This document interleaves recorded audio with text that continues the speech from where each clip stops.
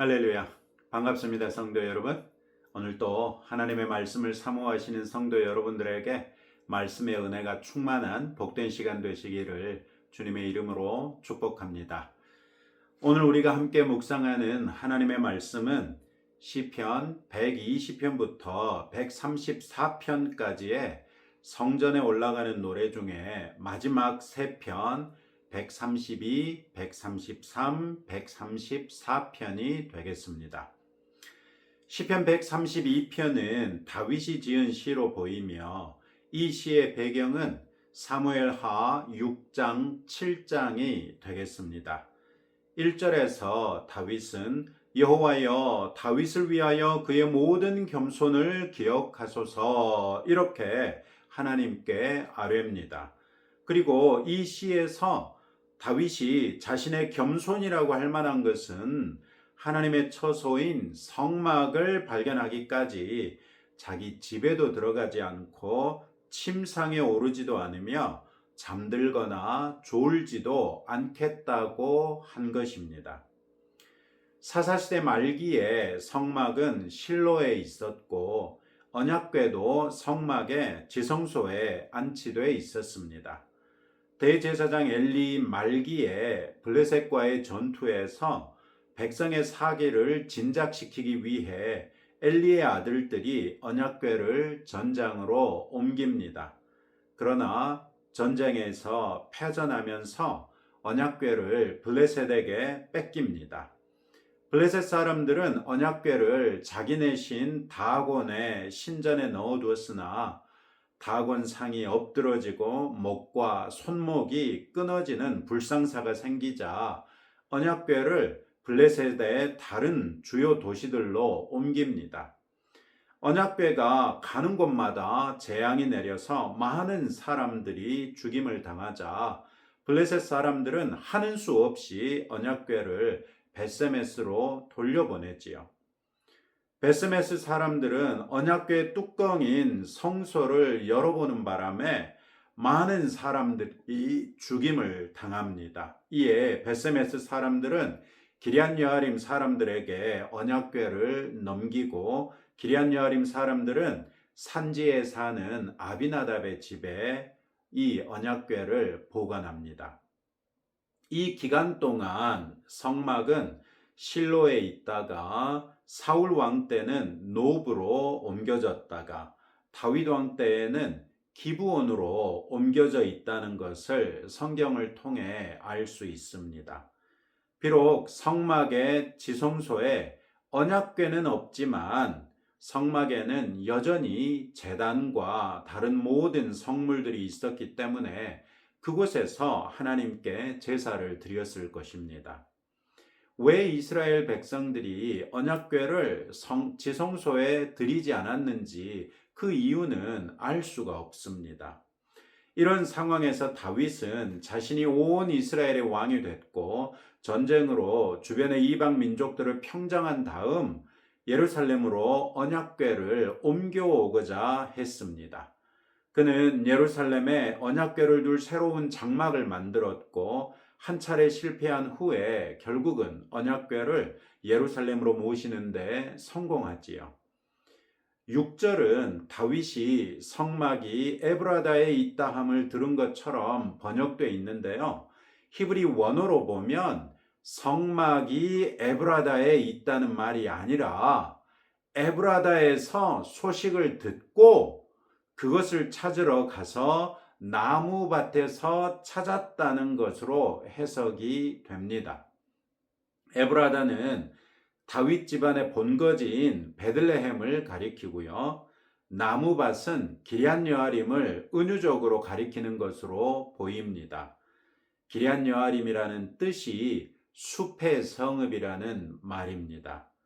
즉 6절은 다윗이 베들레헴에 있을 때 언약궤가 기럇 여아림에 있다는 말을 듣고 가서 발견해 예루살렘으로 옮겨왔다고 말하는 것이지요. 이렇게 언약궤를 찾았으니 그 다음 수순이 무엇이겠습니까? 하나님의 임재를 상징하는 언약궤가 있으면 당연하게도 언약궤가 있는 그 장막으로 가서 하나님의 발등상 앞에 엎드려 예배드리는 것 아니겠습니까? 다윗은 이런 일이 일어날 수 있도록 8절에서 먼저 하나님께 여호와여 일어나사 주의 권능의 궤와 함께 평안한 곳으로 들어가소서 이렇게 아뢰입니다. 평안한 곳, 이것은 전쟁이 없는 평화로운 곳을 말하는 것이기도 하지만 예루살렘 평강의 도시라는 그 예루살렘으로 들어가소서라고 아뢰는 것이지요. 정복전쟁도 다 끝나고 나라가 평안해졌으니 자신이 여호와 하나님을 위하여 마련할 처소, 곧 예루살렘에 마련할 그 처소, 그 평안한 곳으로 들어가실 것을 요청한 것이지요. 이 말은 아마도 자신이 하나님을 위해 성전을 지을 마음이 있다는 것을 아뢰는 것으로 보입니다. 비록 성전을 자신이 지어서 봉헌할 수는 없게 되었지만 자신이 예루살렘에 마련한 장막으로라도 하나님의 언약궤가 옮겨졌으니 이제 9절에서처럼 제사장들은 의의 옷을 입고 주의 성도들은 즐거이 외칠 수 있게 되었습니다. 1절부터 9절에서 다윗은 자신이 얼마나 하나님의 언약궤를 자신의 성으로 모시고자 했는지 보여줍니다.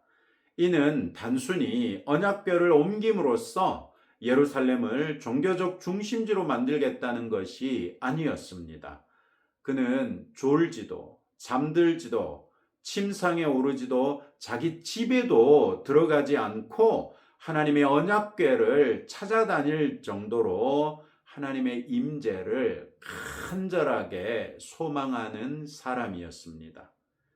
우리는 다윗이 하나님께로부터 받은 복을 생각하면서 다윗을 부러워하지만 실상 우리가 다윗에게 더욱 주목해야 하는 것은 그가 얼마나 하나님의 임재를 갈망했는가 하는 것 아닐까요? 우리도 다윗처럼 순전하게 하나님의 임재를 갈망하며 또 하나님 앞에 정직하게 행하기 위해 최선을 경주한다면 하나님께서는 우리 또한 매우 좋게 보시지 않겠습니까? 하나님의 기쁨이 나의 복이 된다는 것을 다시 한번 기억하시기 바랍니다. 10절부터 12절에서 다윗은 자신이 성전을 짓고자 했으나 그의 아들 솔로몬에게 그 과업이 넘어간 것을 언급하는 동시에 그때 하나님께서 약속하신 영원한 왕위에 대한 약속을 상기시키지요. 하나님께서 말씀하신 맹세를 변치 말고 실행해 달라고 요청합니다. 그러나 다윗은 13절 이하에서 초점을 자기 자신에게서 하나님께로 옮깁니다. 하나님께서 시온을 택하셨고 그곳을 거처 삼고자 하셨다는 것입니다. 하나님께서 시온을 자기 거처로 삼고자 하시고 그곳에서 영원히 쉬고자 하셨던 것은 하나님께서 그것을 원했기 때문이라고 14절에서 밝힙니다. 이는 다윗이 아무리 간절히 원할지라도 그것이 하나님의 뜻에 합하지 않으면 이루어질 수 없다는 다윗의 겸손한 고백을 반영합니다. 하나님께서 원하셨기 때문에 예루살렘에 언약궤가 들어올 수 있었고 장차 성전이 바로 그 도시에 지어져서 하나님의 거처가 될 수 있게 됐다고 고백합니다. 하나님의 선택이요 하나님의 결정으로 인한 것이라는 말씀입니다. 다윗의 하나님의 주되심과 절대 주권을 인정하는 겸손한 모습은 우리가 반드시 배워야 할 태도이죠. 15절부터 18절은 하나님께서 예루살렘을 거처 삼으심으로 인해 백성이 누리게 될 복을 말해줍니다. 즉 하나님의 임재가 어떻게 백성에게 복이 되는지를 말합니다. 하나님께서 예루살렘 성의 먹거리를 풍성하게 해주셔서 빈민들도 배불리 먹을 것이라고 말씀하시고요. 제사장들에게는 구원을 옷 입히시겠다고 말씀하십니다. 이는 제사장들이 하나님의 은혜로 인하여 구원의 옷을 입었으니 거룩하고 정결한 제사장이 될 것을 말씀하시는 것이지요. 제사장들이 은혜로 인하여 거룩하고 정결해졌으니 그 제사장들을 통해 드리는 백성의 모든 제사를 하나님께서 기쁘게 받으실 것이고, 그로 인하여 성도들은 즐거이 외칠 것입니다. 또 다윗에게 약속하신 대로 영원한 왕위를 이룰 수 있는 뿔이 나게 하실 것입니다. 뿔은 구약 성경에서 종종 왕권을 상징하는 은유적 표현이었던 것을 기억하시기 바랍니다. 하나님께서는 또 기름 부음 받은 자를 위하여 등을 준비하시고, 이처럼 하나님께서 세우실 왕의 왕관이 빛나게 하시겠지만 그의 원수는 수치를 당하게 하시겠다고 말씀하시지요. 결국 15절부터 18절의 말씀은 다윗처럼 하나님의 임재를 순전하게 갈망하는 사람에게 하나님께서 함께 하심으로써 그와 그의 공동체가 하나님께서 허락하시는 복을 누리게 될 것을 말씀하시죠. 그 순서를 뒤집지 맙시다.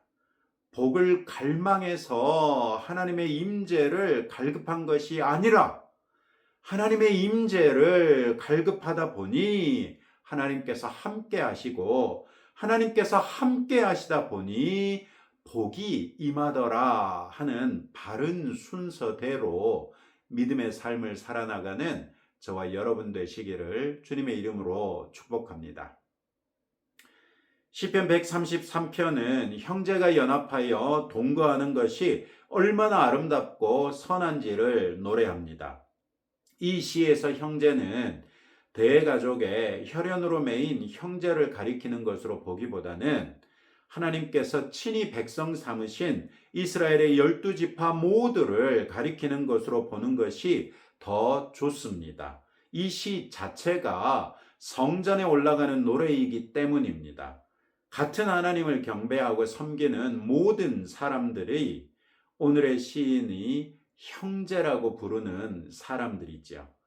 이 시가 다윗의 노래인 것을 보면 아마도 다윗이 이스라엘의 12지파 모두의 왕이 된 다음에 하나님께서 아브라함과 맺으신 언약으로 인해 하나님의 언약 백성이 된 이스라엘의 12지파 모두가 자신의 영도 아래 하나님을 온전하게 섬기게 된 것을 기뻐하는 노래로 보입니다.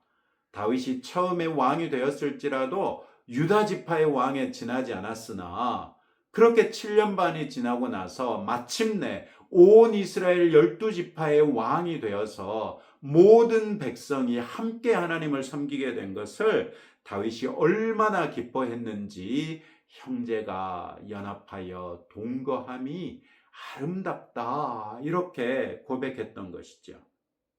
다윗은 그 기쁨을 극상품의 기름이 아론의 수염에서 흘러 그의 옷깃까지 흘러내리는 것에 비유했고, 또 헐몬의 이슬이 시온의 산들에 내리는 것에 비유합니다. 헐몬은 이스라엘의 북쪽 경계로 해발 2850m 높이의 산입니다. 이 산의 정상에는 만년설이 있을 정도이며 이 산에 내리는 이슬은 이스라엘의 요단강을 통해서 사해에 이르기까지 물의 든든한 공급원이 됩니다. 그런 면에서 제사장에게 부어지는 기름은 영적 기쁨 혹은 영적 복을 상징하고, 헐몬의 이슬이 시온의 산들에 내린다는 것은 육적 기쁨 혹은 육적 복을 상징하는 것으로 볼 수 있겠지요. 따라서 3절에 언급된 영생은 우리가 생각하는 것 같은 그리스도 예수 안에 있는 영원한 생명이 아니라 하나님께서 허락하시는 영적인 복과 육적인 복을 풍성하게 누리며 이 땅에서 장수하며 사는 것을 말하는 것일 것입니다. 그러나 신약시대를 살고 있는 우리들에게는 3절에서 말씀하시는 영생이 그리스도 예수 안에서 갖게 된 영생을 가리키는 것이 분명하지요. 우리는 예수님을 영접함으로 보편교회의 구성원이 되었고 그리스도 예수와 연합했고 또 주님의 몸된 교회와 연합하여 영원한 연합에 이르렀습니다. 예수님은 모든 제자들에게 서로 사랑함으로써 하나 될 것을 반복해서 강력하게 요구하셨지요. 우리도 늘 주 안에서 서로 연합하여 한 몸으로 동거하는 그런 성도들이 될 수 있기를 주님의 이름으로 축복합니다. 시편 134편은 성전에 올라가는 노래의 마지막 시편입니다. 이 시의 1절은 밤에 여호와의 성전에 서 있는 여호와의 모든 종들에게 말하고 있습니다. 그런데 왜 밤일까요? 성전에서는 매일 아침과 저녁에 번제를 하나님께 드려야 했습니다.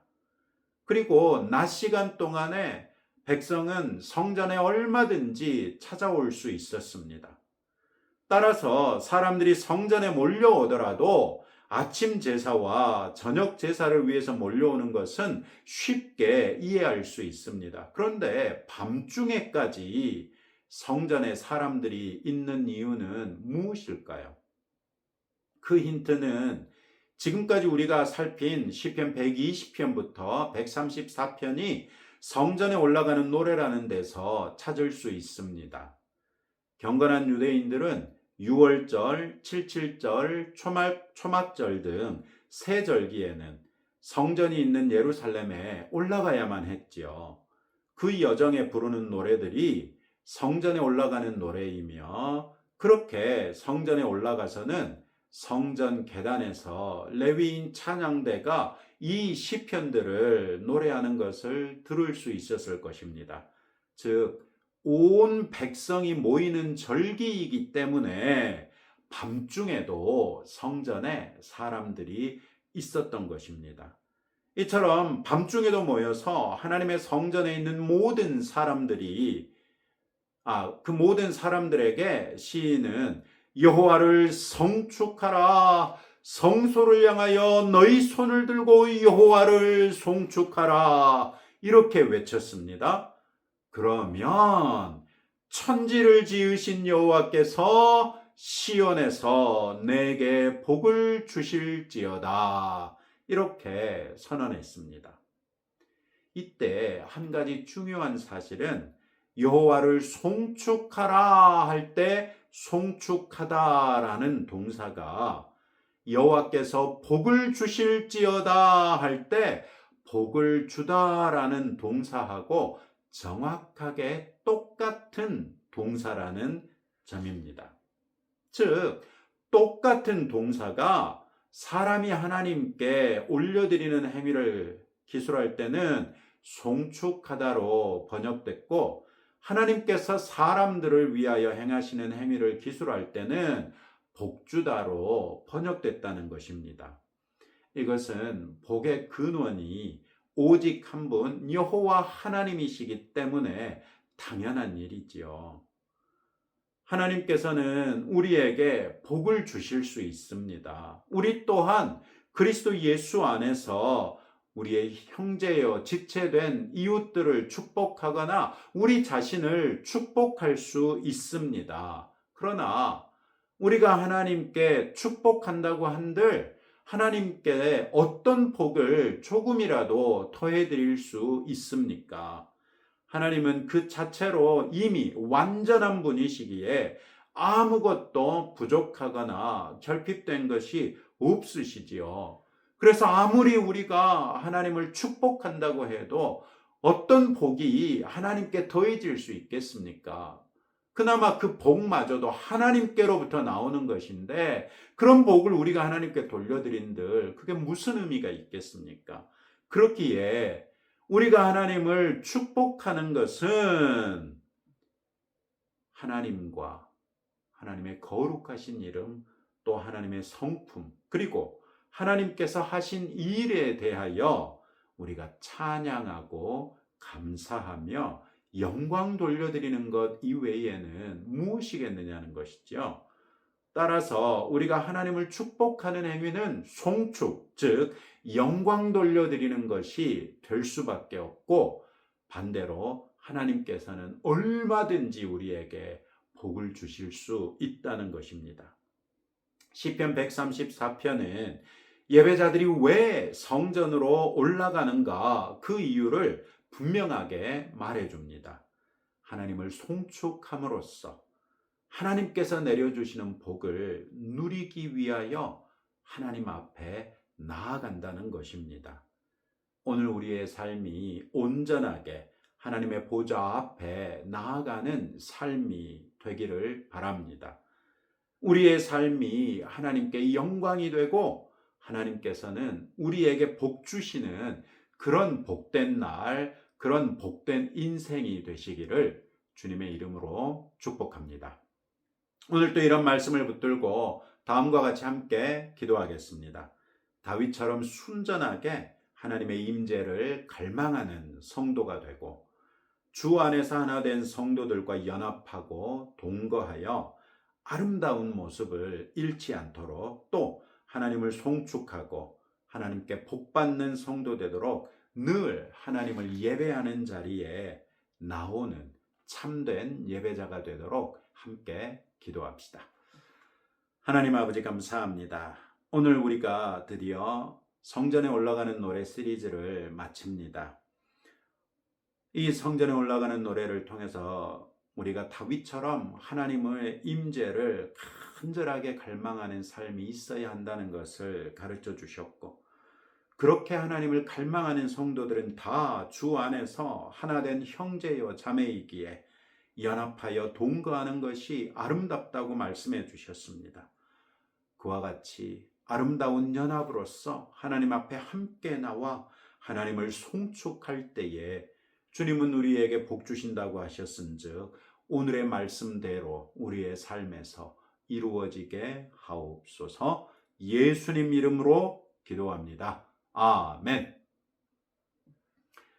오늘 주신 말씀대로 우리의 삶에 이루어 주실 하나님을 소망하며 여러분들의 기도 제목 가지고 하나님 앞에 나아가시기 바랍니다.